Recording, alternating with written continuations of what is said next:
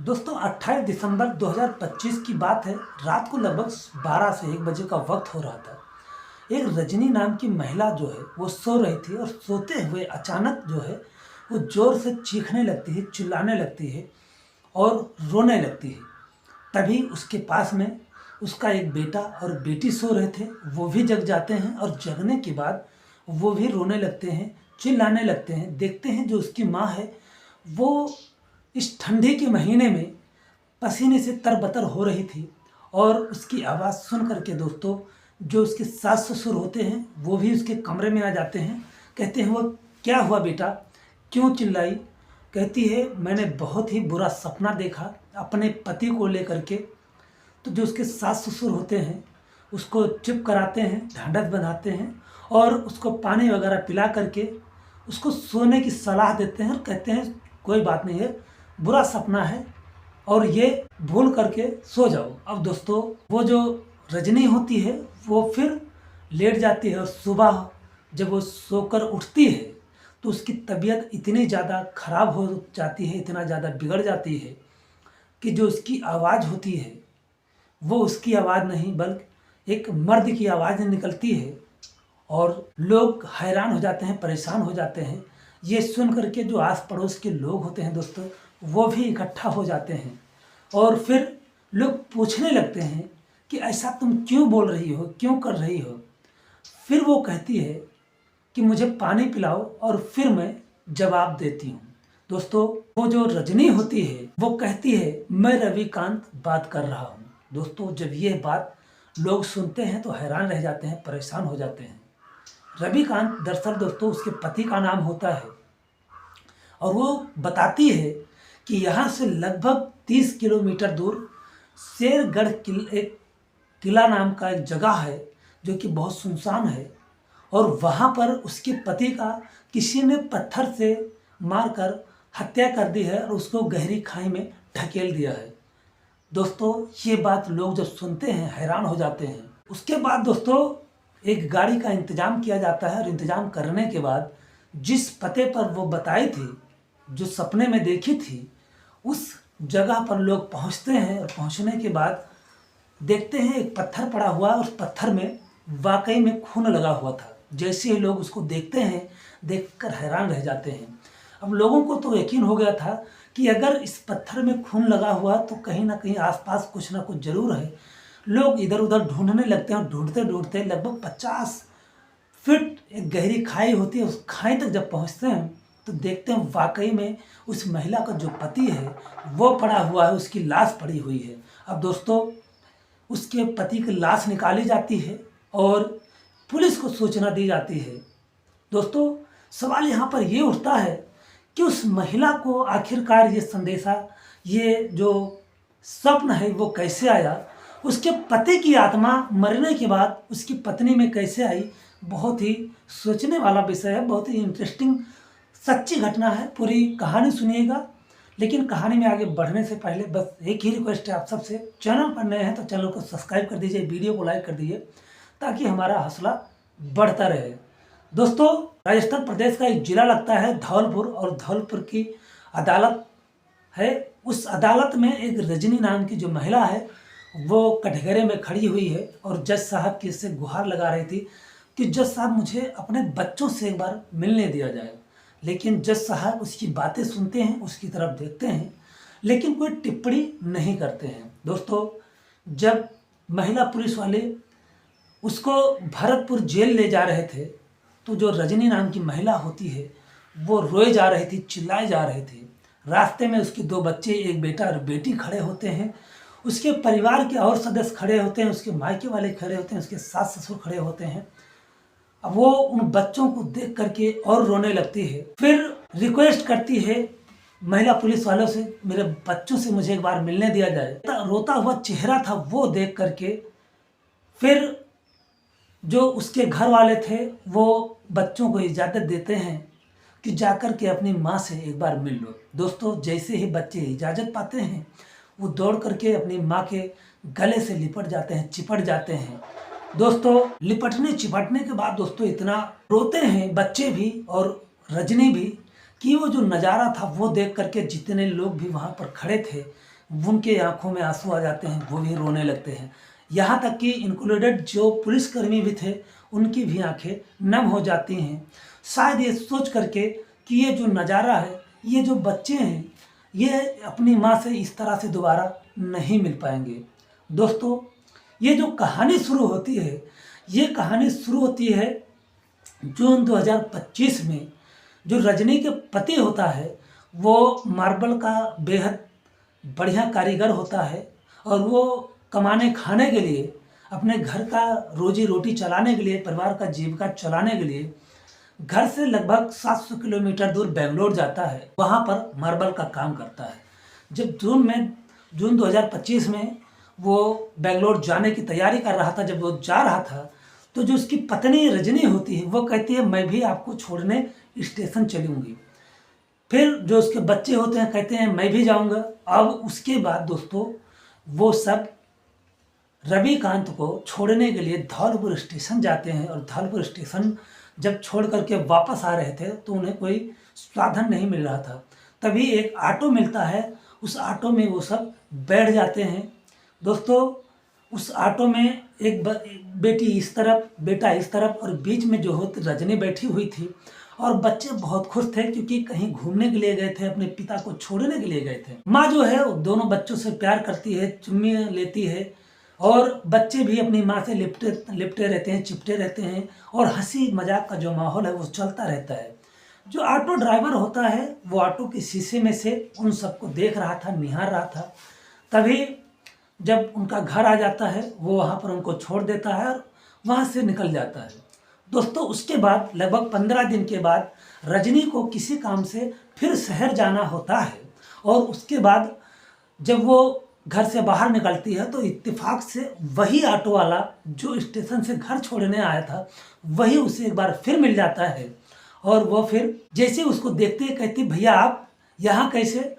तो वो कहता है देखिए मेरा काम ही है सवारी को छोड़ना, सवारी को लेके जाना और इत्तेफाक से आज मैं फिर यहाँ पर हूँ। कहती है शहर चलोगे? कहता है क्यों नहीं चलूँगा। फिलहाल दोस्तों रजनी ही उन्हें सवारी के रूप में मिलती है और दूसरा कोई सवारी नहीं मिलता है। अब दोस्तों वो उसके साथ जाती है और बातचीत करते करते उससे उसका नाम पूछ लेती है। कहती भैया आपका नाम क्या है? तो कहता है मेरा नाम शाहरुख है। शाहरुख खान अपना नाम बताता है। तो फिर मजाक करती कहती है आजकल हर कोई अपना नाम शाहरुख खान ही रखने लगा है और जो कि आपने भी रख लिया है। तो कहता है क्या बात कर रही है मैडम, माँ बाप ने रख दिया तो क्या कर सकते हैं। अब दोस्तों हंसी मजाक का जो दौर था वो चलता रहता है। रास्ता जो है कब कट जाता है पता भी नहीं चलता। अब दोस्तों फिर इत्तेफाकन एक दो बार वो मार्केट फिर जाती है और इत्तेफाक से शाहरुख ही फिर मिलता है उसको और इस बीच में जो रजनी होती है वो शाहरुख का नंबर भी ले लेती है। दोनों का मोबाइल नंबर एक्सचेंज हो जाता है। जब दोनों का मोबाइल नंबर एक्सचेंज होता है तो दोनों एक दूसरे से बातचीत करना स्टार्ट कर देते हैं और बातचीत करते करते ये दोनों एक दूसरे के नज़दीक कब आ जाते हैं पता भी नहीं चलता और एक दूसरे के प्यार में इतना पड़ जाते हैं कि कोई सोच भी नहीं सकता। दोस्तों आए दिन जो रजनी थी वो मार्केट के बहाने शाहरुख के साथ घूमने जाती, शाहरुख के साथ टाइम स्पेंड करने जाती और मनोरंजन करने जाती। ऐसे ही एक बार वो शेरगढ़ किला जाती है और वहाँ पर एकदम सुनसान सा इलाका होता है, जगह होता है और वहाँ पर जाने के बाद वो शाहरुख के गोदी में अपना सर रखकर बैठी हुई थी। तभी वो शाहरुख से कहती है मैं तुमसे बहुत प्यार करती हूँ और तुम्हारे बिना नहीं रह सकती और मुझे तुम्हारे साथ रहना है। दोस्तों शाहरुख कहता है क्या बात कर रही हो, तुम्हारा पति तो बाहर रहता है, जब भी तुम्हारा मन करे मिलने का मुझे बता दिया करो, मैं आ जाया करूँगा या तो मैं तुम्हें लेकर के कहीं बाहर चल दिया करूँगा। अगर तुम्हें कहीं भी टाइम नहीं मिलता तो मैं तुम्हारे घर आ जाया करूँगा। दोस्तों वो कहती नहीं मुझे तुम्हारे साथ ही रहना है बस। कहता है कोई बात नहीं फिर चलो भाग चलते हैं। लेकिन जो रजनी होती दोस्तों वो भागने से भी मना कर देती, कहती नहीं मैं अपने बच्चों को छोड़ करके कहीं नहीं जाऊंगी लेकिन रहूंगी तुम्हारे ही साथ। अब दोस्तों शाहरुख भी काफ़ी असमंजस में पड़ जाता है कि कैसे उसके साथ में रहे और कैसे उसके साथ में ना रहे, क्योंकि वो शादीशुदा थी, उसका पति भी था और उसके साथ में वो कैसे रह सकता है। दोस्तों, होते करते कुछ वक्त बीतता है और बीतने के बाद आ जाता है 20 दिसंबर 2025। 20 दिसंबर 2025 को वो अपने पति से कहती है कि कितना दिन हो गया तुम्हें गए हुए, लगभग 6 महीने का वक्त हो रहा है, क्या मेरी याद नहीं आ रही है आपको, बच्चों की याद नहीं आ रही है। कहता है याद तो बहुत आ रही है, लेकिन ठेकेदार जो है वो छुट्टी नहीं देता। कहती है मैं बुलाऊं तो नहीं आओगे। कहता क्यों नहीं आऊँगा, एक बार बुला के तो देखो। कहती है बुला रही हूँ, अब कैसे बुलाऊं, आ जाओ, सर्दी भी है। दोस्तों, कहता है ठेकेदार छुट्टी नहीं दे रहा है। तभी जो उसका ठेकेदार होता है मिस्त्री का, वो भी वहीं पर था। वो कहती है अपने ठेकेदार से एक बार मेरी बात कराओ, मैं उससे बात करूंगी। जो रविकांत होता है अपने ठेकेदार को मोबाइल पकड़ा देता है। कहता है मेरी पत्नी है, कुछ कहना चाह रही है आपसे। कहती है मेरे पति जो हैं उनको घर भेज दीजिए, और मेरे बच्चे बहुत याद कर रहे हैं, और वैसे भी गए हुए काफी दिन हो गया है। ठेकेदार जो है उसकी पत्नी का बात नहीं काट पाता और उसको जाने की इजाजत दे देता है। दोस्तों, वो वहां से 26 दिसंबर 2025 को ट्रेन पकड़ता है और 27 दिसंबर 2025 को धौलपुर स्टेशन पर आ जाता है। दोस्तों, इस बीच में जो रजनी होती है उस शाहरुख को सब कुछ बताकर रखी थी कि उसको क्या पसंद है क्या नहीं पसंद है, और उसको टाइमिंग भी बता रखी थी, उसका पति कितने बजे क्या है, किस ट्रेन से आ रहा है। शाहरुख जो है वो पहले से स्टेशन पर मौजूद था और अपने पति को भी समझा देती है कि एक लड़का है टेम्पो लेकर खड़ा हुआ है, तुम्हें कुछ नहीं करना है, उसके साथ बैठ जाना, वो ला करके घर पर छोड़ देगा और तुम्हें इधर उधर भटकने की जरूरत नहीं पड़ेगी। दोस्तों, जब बाहर रविकांत निकलता है तो उससे शाहरुख मिलता है। शाहरुख जो है उससे हालचाल पूछता है, उसके बाद ऑटो में बिठाता है और वहां से लेकर निकलने लगता है। फिर रास्ते में पहुंचता है, कहता है भाई एक बात कहूँ, आप बुरा ना माने तो। कहता है बोलिए।